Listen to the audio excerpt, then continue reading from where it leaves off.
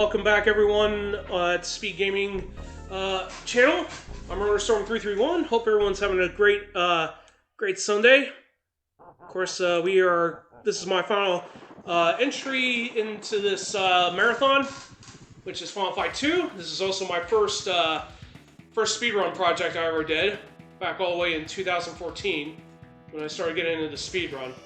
Probably not the recommended game I would recommend for a first speedrun, but it's definitely seen a lot of improvements over the years, thanks to stuff I've found among others.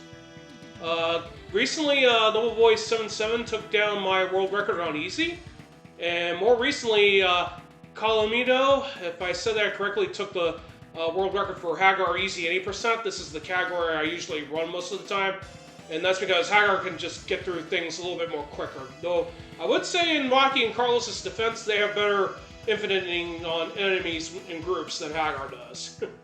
But Haggar has some pretty interesting tools to work around, pretty much. Alright, so this is a sequel to the first Final Fight game. Just to let everyone know, we are playing this on easy. Time will start the moment I get control of my character. We also have our extra joy buttons set to one of our other buttons to make sure that we have an easier access rather than hitting the blind B altogether. So Haggar's the only character that makes his only known return. Cody and Guy do not make any playable appearances, though Guy does make an appearance in the game's ending. For expert, that is. Of course, you won't see it on easy, unfortunately. Anyway, we'll start right away. 3, 2, 1, and go. So, one interesting caveat about the Wii VC and Wii U version of this game is the fact that the enemies don't have a set placement. They're always different when you start off a game. So, normally if you were playing this on the normal cart, you would pretty much see the Mick and the Scott not be at different places. So, because I cannot do infinites very fast with Haggar, I have to resort to other methods, which is pretty much basically setting these up, plus grapple strikes. So in other words, when you're speedrunning Haggar, you basically want to learn the damage formula for this game and know which hits add up at the end. Okay, good. Let's get these guys all together. Since we can't do grouping, we can resort to this method to help us out. This is to basically help cover up weak point areas that I normally would have in an actual run. Now, Haggar is probably the most difficult to learn the infinite from, but he has the most easiest to obtain. Ah, got knocked down by the Atlas. We'll be seeing a lot of Johnnies and Atlases throughout the entire run, pretty much.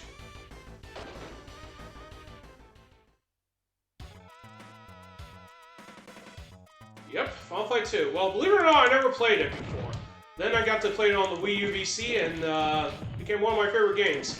Unlike the other two installments, this actually takes place outside of Metro City. This is also another reason why I enjoy playing it, because it's like the only place where you get to go anywhere. Definitely has that Street Fighter vibe, obviously.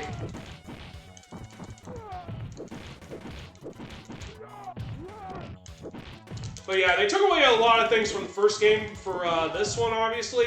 Like, you're not invincible during chain throws, which kind of stinks. But you just gotta learn how to deal with it. So anyway, we've gone to Hong Kong in hopes of finding Maki's family, who have been abducted by the Magyar as part of their revenge against Haggar and his allies. And they decided to target people related to Guy first, so... Unfortunately, they made two bad problems with that decision. One, you should never make enemies with a Kunoichi or a ninja at all. And two, you better hope that those said ninjas do not have any relation whatsoever to Mayor Mike Haggar, who holds a forever grudge against them after what they did to his daughter, which is basically kidnapping her and forcing him and her boyfriend and the ninja in question to come after them. Since we are doing a marathon, we are going to pick up the health item right here. So if we were on good pace, we'd pretty much not need it. But we're going to make sure we take full advantage of that, because healing items are kind of limited in this game, pretty much. So the only way to fully heal is pretty much taking a deliberate death, pretty much. Well, my apologies. Anyway, so we're getting close to the end, so we're going to keep this one crate right open. There's only 3 enemies, but the next enemy that spawns is going to be the weapon wielders. These guys will always be in a box formation pattern. They will always be on the plane that your character does not inhabit. So we're coming up against Wong, who has the invisible cleaver. They still retain the effect, even though that got censored in the US version. They also censored Mary and Elias, and Liza, and you'll see instead their twin brothers, Robert and Leon, who I refer to them as the Acrobats. So that's the end of round 1, Hong Kong, and we're going to round 2, France. The cutscene we did skip is that they've been taking the story of Europe, so we're going to parts of Europe in hopes of finding them. Well, that's fine. Even if we don't find them, we'll just be raving havoc on Haggar all day long. Yeah, I've been getting lucky with those Atlas strikes as of late, but that won't always be the case.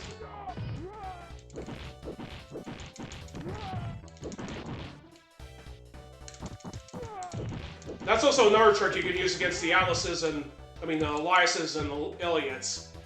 You can basically just leave them up there, and they can't move anywhere. Yeah, you'll have to forgive me if I do pretty poorly. I haven't really run this game in quite a while.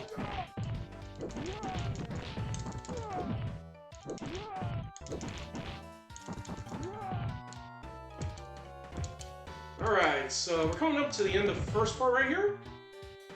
Of course, Final Fight is pretty much responsible for Street Fighter 2's success, pretty much, believe it or not. Because a lot of the people that went on to make that game were originally also involved with Final Fight's development. In fact, the art and graphics from that game also transferred over to Street Fighter 2. So, believe it or not, if you're wondering why they always had Final Fight characters, well, that's probably one of the reasons why they're right there. Not to mention you have characters hailing from Metro City as well.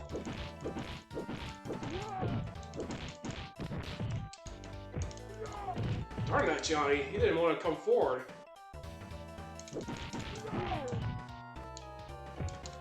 Alright, that was a little bit weird, but we got past it. So we want to use the extra joy a lot because doing that helps us beat enemies, because the extra joy is about at least 10 points stronger than our last hit of our chain, pretty much. So this level is also where the Andoris will start coming in unless we play it at higher difficulties. We want to also be jumping a whole lot because that lets us move forward a little bit faster. And that's also another benefit of having the extra joy assigned to your buttons, because that way you can basically just trigger it whenever you want to. Alright, we're coming up to the end of the second part of round 2, pretty much. So yeah, believe it or not, Final Fight was originally intended to be called Street Fighter 89. Of course, this game doesn't really have any Street Fighters, so they changed it to Final Fight instead. So that's also another nod to the series being linked to the Street Fighter series. At this point, a lot of the enemies are going to start getting more health. And of course, when you start speedrunning this game, it starts becoming a little bit more easier to know when to expect from the Leons and Roberts to attack you. We also keep that crate attack because that helps us get rid of an Atlas. Believe it or not, we also take advantage of despawn tactics, because that also helps us get rid of some of the enemies that we would normally have to fight, but they don't appear when they're gone. So believe it or not, when you keep one object intact, it basically sets up a despawn. You'll be seeing that throughout much of the run.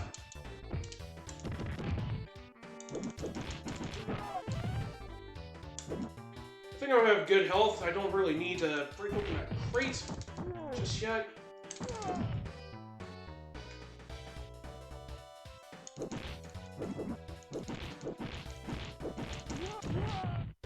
It's gonna be. Yeah, I also moved back a bit so that jump doesn't reach me.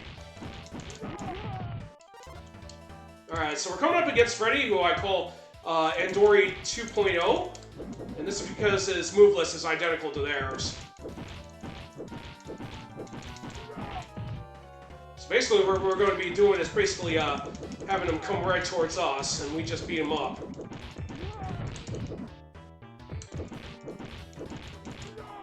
I do have to keep an eye on the enemy reinforcements, because these guys are going to be everywhere, and they're going to be disrupting my attacks against Freddy here.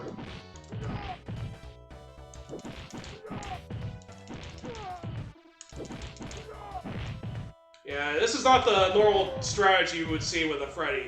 Normally we would try to do infinites, but because of my speed for the infinites, it's not going to be guaranteed we keep him trapped in one place. I think you'll have better luck playing it on the original cart or other versions. We're still waiting for this to come to the Wii U, by the way. So after 5 hits with that, we just break the car, and sometimes on the Wii U or Wii VC version, you might break that with only 19 seconds left, but other times it could be 18 or 17. It's just baffling how the car damage mechanics work in this game, or at least on this version. So anyway, this is Holland, and this is basically where everything starts becoming more difficult than you would expect. For one, you get a lot of landmines, and there's one part where we have to set up a point where we need to just have enemies run into these landmines. Now, E-Links, I don't really talk about these guys, but you do have to be a little bit wary when dealing with them, because they do love to be unpredictable. And this is also another trick that Nobleboy77 discovered with your chain throws, is that you got a few seconds to delay your actual throw, and you can basically set it up. It's good for when you're fighting against the blockers, Johnny and Atlas. Nice try, Leon. Nice try. Alright, so this one eats up the most time, unfortunately.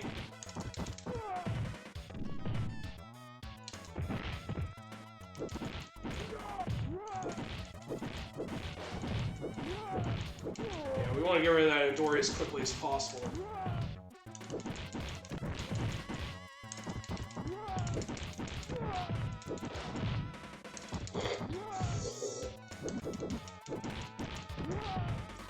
It would have been nice if we had 90 seconds left on it. Well, we didn't get any food there, unfortunately. And thankfully this one did not jump. Ah, I got leaped right into that bear hog.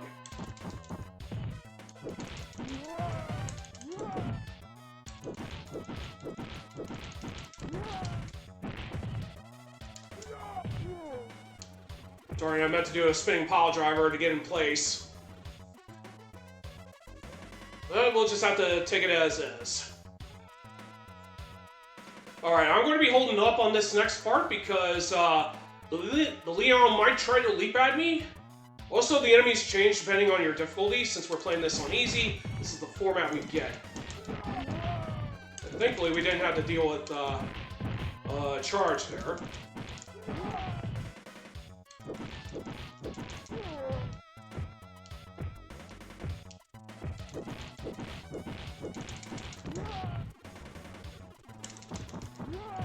Yeah, we'll keep that barrel intact so we don't have to deal with Endor right now.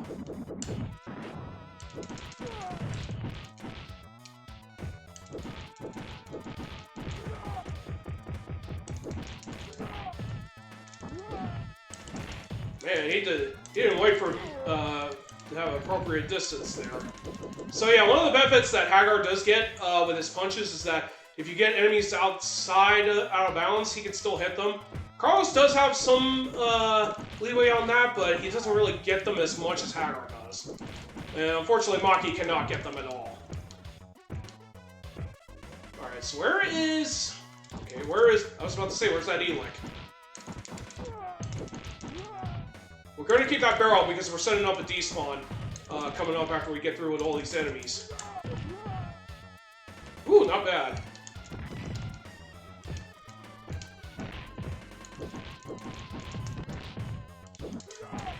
Nice try.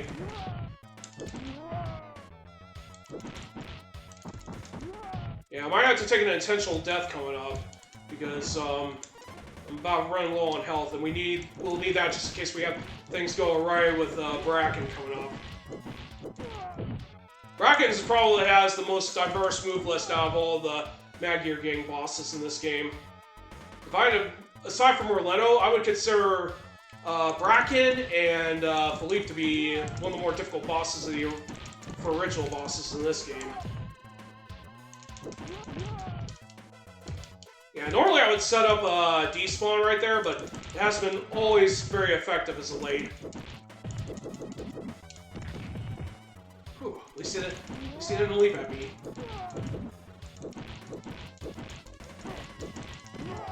That's fine. We'll take an intentional knockout to get healed up. And the Joes run into their own flames. So here comes Bracken.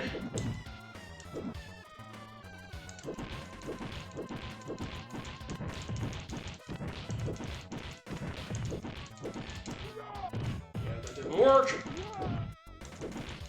Yeah, we do want to give Bracken some breathing space because what he does when he gets up is pretty random. Like sometimes he'll decide to come after us or go for the drop kick or just stand around. But if he decides to knock you down, he will move backwards, and that makes it a lot more hectic to deal with. Alright, so we're moving on to England, which is round 4. We're going to pick up this hidden one up right in front of us.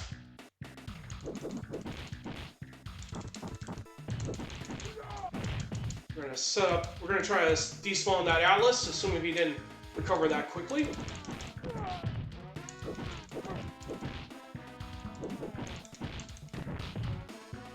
Yeah, my infinite attempts have been pretty bad. Okay, thank goodness.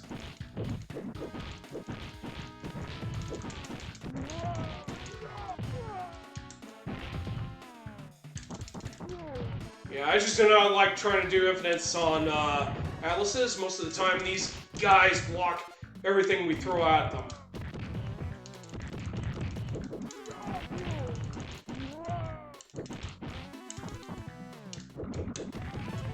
And one benefit with the spinning pile driver is that you can always protect yourself from enemies coming at you from both sides.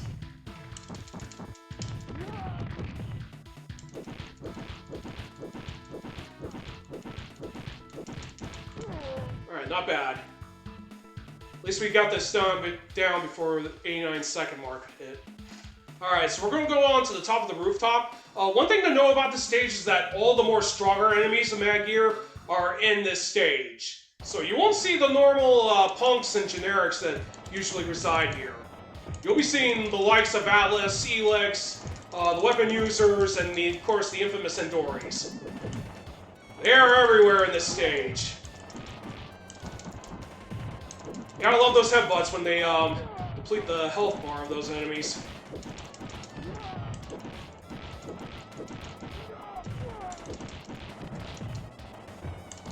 And sometimes the enemies in this game do recover pretty quickly.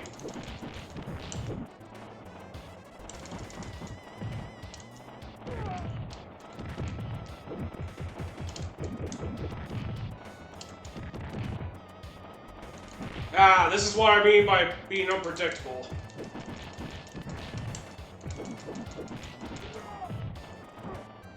Yeah, I thought I got away from him.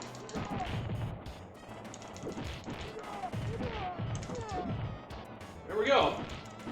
All three of them went down pretty much almost the same time there. Alright, if we're lucky enough, we can keep our health intact until we get our invisible barbecue, pretty much.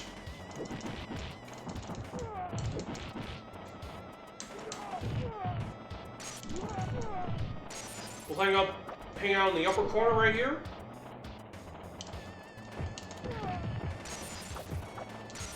Wait for these guys to get done.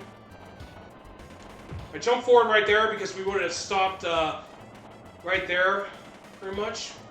It helps. That saves about at least a second or so. We're gonna pick up this barbecue, and we're coming up to Philippe. Ah, he slid right off of me. Normally I would get the drop on him, but this time he got me. Darn it, and I didn't get a fast reaction time there. Yeah, I'm probably gonna lose a life here, but technically what you want to do is do a special just as he gets up, and that's to give you some protection if he goes for a slide. Yeah, I didn't have enough energy, unfortunately. Yeah, Philippe does not have very high defenses, but he makes up for that with very high range with his cane. And of course, he does a lot more damage with that in expert mode, I might add. So anyway, we got past round 4.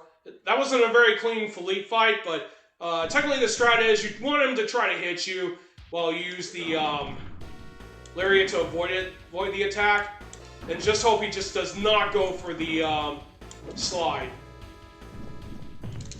Now, this is arguably my least favorite bonus level in the entire game, or series, I should say. So I don't really care if we do not get this done in time.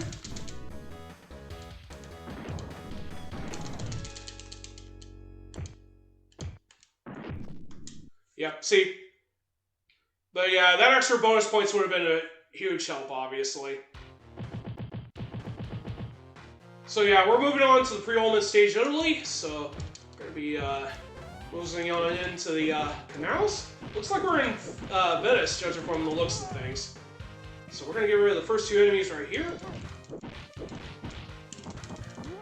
Yeah, that Elec usually charges right off the gate.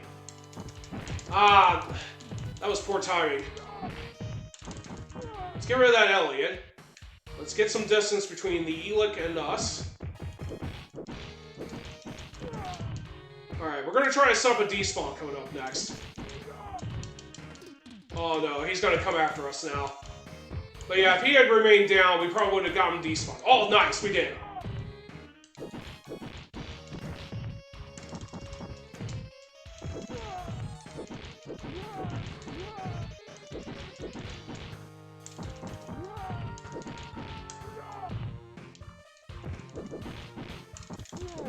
Alright, take that, Atlas. Alright, we're moving into the boat. And we gotta get through 6 more enemies. First 3 are generics and punks.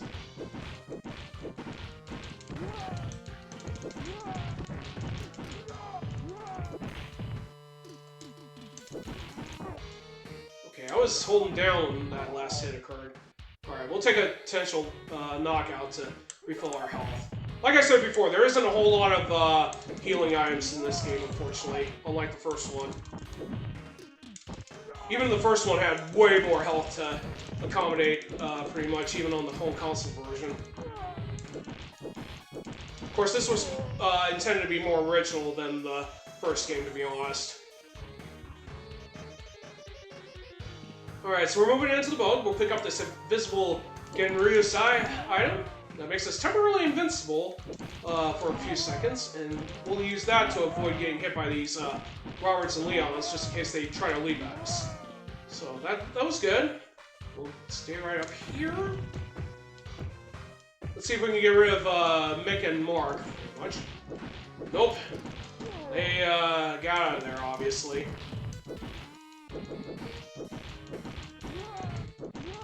Yeah, I'm still waiting for Capcom to put Final Fight 2 and 3 on Switch by some means. Wouldn't be surprised if it's done by a collection, though, because they haven't really put in a whole lot of stuff on the Switch online services. But yeah, if we had successfully despawned Endori, Mick, and Mark, we would have had to deal with only 7 enemies, all of them Elix. So it's very important to get those despawns when you need them. Alright, I do have some health left, so we don't really need to pick up the barbecue just yet.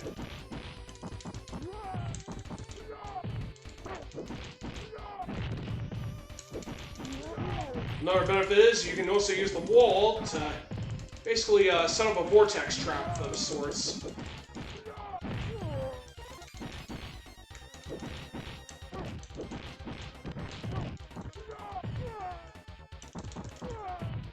Alright, there we go. Alright, so coming up we have Rolento. We want to pin him pretty much on this wall right here, and make sure he does not get out. Alright, not bad. Now, it is possible to do an infinite with Rolento, but I just cannot do it. Probably because I'm playing this on the Wii or Wii U version. Because the VC one is just not very responsive. Or I'm just not very good at doing infinites with Haggar against him. But technically what you want to do is pin him to the wall, and he doesn't do his usual shenanigans, pretty much.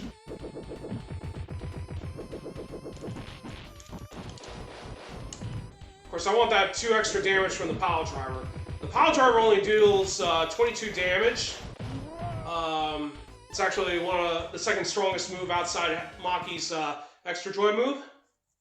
So anyway, that takes care of Rolento, and now we're on to Japan, which of course is not Uptown, but it definitely warrants that kind of status. Alright, we're going to try to set up a despawn right here. Let's see if we get it. Okay, 1 out of 3 ain't bad.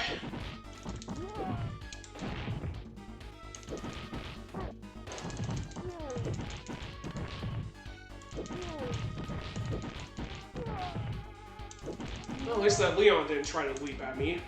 That would have been something I would have to worry about.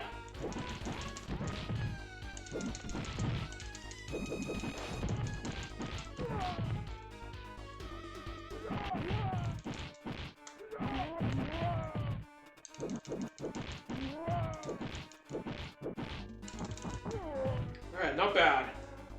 That takes care of all the enemies here. We're now moving into the garden area, which is pretty much what I consider the Eye of the Storm. Because we got a ton of Maggier members coming out to greet us. Unfortunately, we didn't get the despawn we want.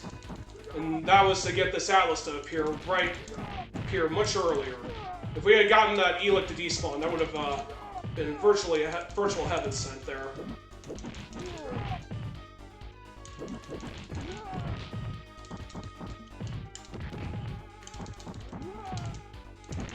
Wow, clever Endori, or should I say Hugo?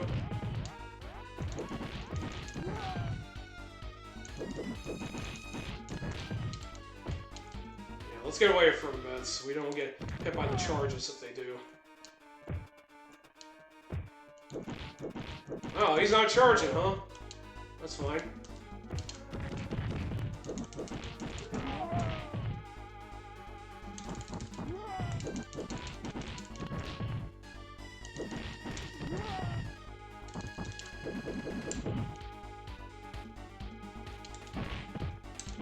Ah, I got shocked.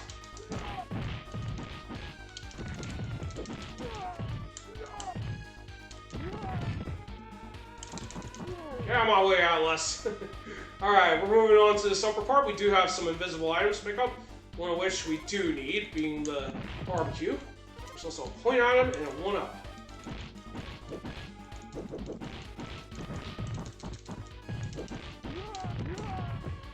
Ooh, not bad.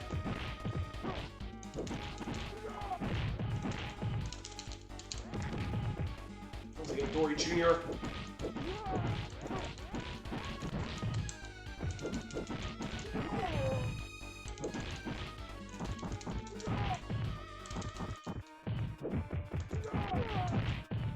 Alright, that takes care of all of them except for the Scott. Alright, so we're coming to almost the end part here of this level. We're going to keep all these guys grouped together and basically take them all out here. Now, the reason why I do that is basically make sure we don't have to deal with any more enemies in addition to dealing with these Endoris.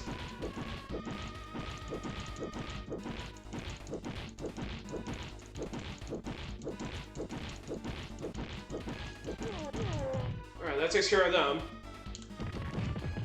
Jump kick. Back away.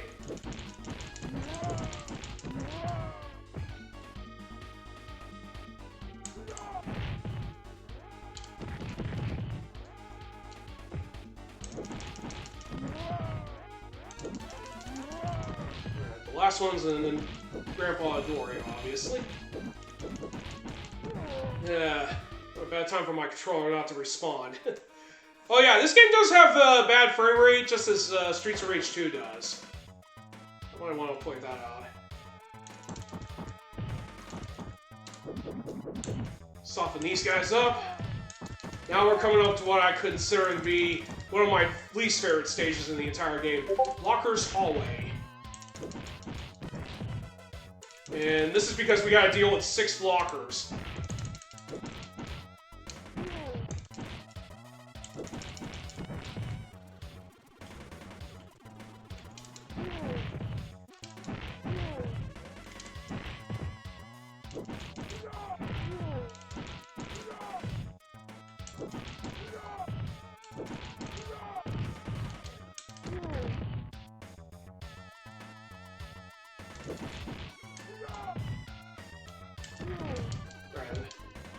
Not exactly my fastest Blocker's Hallway, unfortunately. But then again, it's very difficult to do infinites with Haggar against them.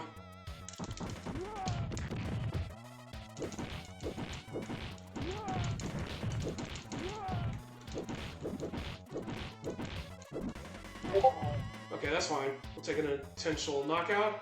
Just to replenish. Do we have a large amount of health elixir? Alright, that takes care of them.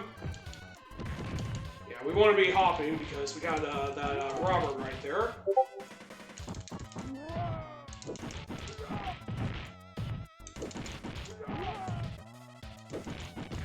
Ow, Robert! You were supposed to go down!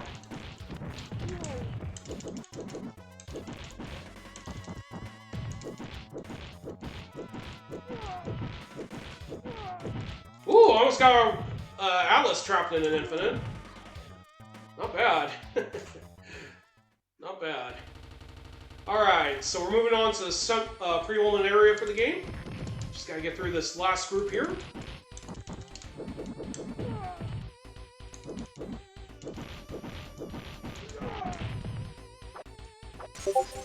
Now we do have Joe's coming out to attack us with their firebombs.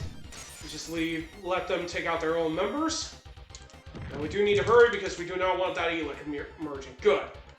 That's exactly what we want to see.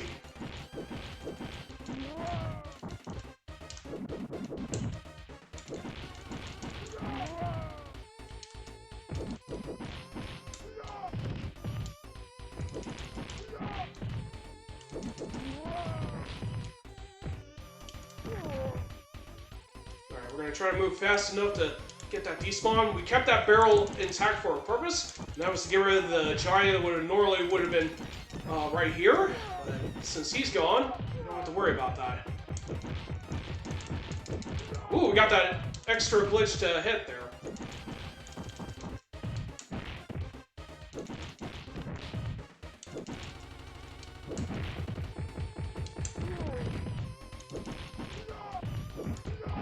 Nice try, Elec.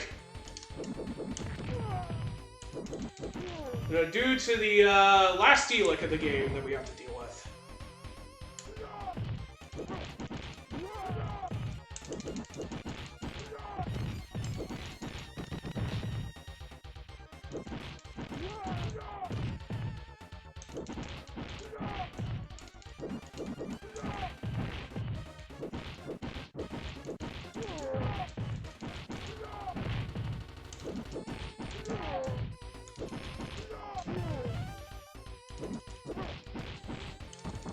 Alright, not a bad section there.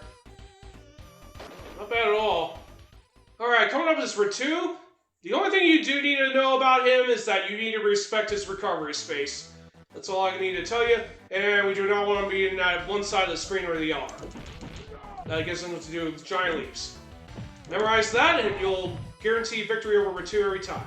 Now, I don't know if Haggar can infinite Ratu like Maki and Carlos can, but this is my go-to strat with Haggar most of the time. Do chain throws. Because I cannot do infinites for the life of me with Haggar. Now, it is possible to grab Ratu, but like most final bosses, you cannot grab him as easily as you do with most enemies. Now, someone did say one of the characters from Slam Masters is Ratu, which that needs clarification, but I seriously doubt it. Alright, so we need... Alright, time! Woo! Give me them threes! I'll gladly take. Yeah, believe it or not, Haggar can attack Ratu during that spin kick. So if he goes in the animation where he's doing the mid spin before his next kick comes out, you could like hit him out of it. Which is very awesome to watch, I might add. Whew, that was crazy. Not bad for not having any time to practice for today for this game. This along with Killer Instinct were basically last minute additions due to some circumstances, which I'll just keep that for the most part. But anyway, that's pretty much my last game of the job. Yep, indeed. Nikuro, Suplex City indeed. Thank you for the GGs, Dirams, Remusop, Ali Vexipia. My apologies if I don't say the names correctly. I'm pretty bad at saying them or pronouncing them. You'll have to forgive me. And thank you everyone for watching my runs today and the start of the marathon last Friday. This is actually my last run for the event. So I went from doing 4 runs to 6 runs. Hope you enjoyed all of them, and there's still more runners that have yet to get their runs in. And I do want to give a quick shout out to Feasible for hosting SpeedGaming as well as SNES Super Stars. Definitely love. The Super Nintendo has been one of my favorite consoles to play with. I probably enjoyed that more than I did with the NES overall, and that was my first system. And I've been enjoying video games since that time. Thank you for the GGs, Random and Ganon. Alright, I'm going to go ahead and hand it on over to the folks at SpeedGaming so they can get their runners set up for the next game. I will join you in chat momentarily, and I will see you all later. This is Rotorstorm331 signing off. Have a great day. Take care. I will see you all next time, hopefully next year, and you all take care.